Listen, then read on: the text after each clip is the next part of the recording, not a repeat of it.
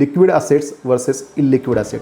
तर इलिक्विड असेटमध्ये कुठले कुठले असेट येतात, जसं फ्लॅट असेल, नंतर प्लॉट असेल आणि ॲग्रिकल्चरल लँड असेल. तर ह्या ॲसेट क्लासमध्ये तुम्ही ज्यावेळेस गुंतवणूक करता आणि ह्या गुंतवणुकीतून तुम्हाला जर फायदा कमवायचा असेल किंवा ही असेट तुम्हाला विकायची असेल तर ती तुम्ही सेम डे किंवा 1-2 दिवसात विक्री करता येत नाही. त्याला कालावधी कमीत कमी 1 महिना ते 6 महिने किंवा कधीकधी 1 वर्षापर्यंतसुद्धा लागू शकतो.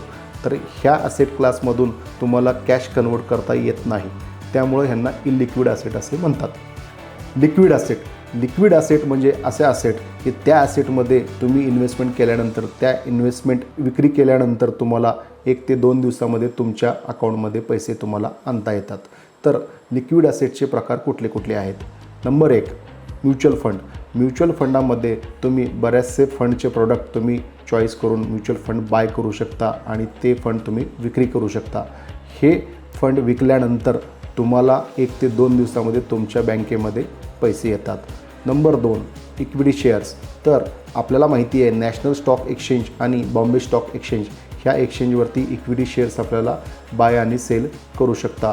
तर हे आपण ट्रेडिंग करून तुम्ही तुमची ॲसेटची व्हॅल्यू तुमच्या बँकेमध्ये सेम डे किंवा नेक्स्ट डेपर्यंत तुम्ही घेऊ शकता.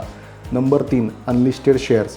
अनलिस्टेड शेअर्स हा लिस्टेड शेअरपेक्षा थोडासा इलिक्विड असतो, बट जर योग्य वेळी तुम्ही तो सेल केला तर त्यामध्ये तुम्हाला चांगला बेनिफिट होऊ शकतो.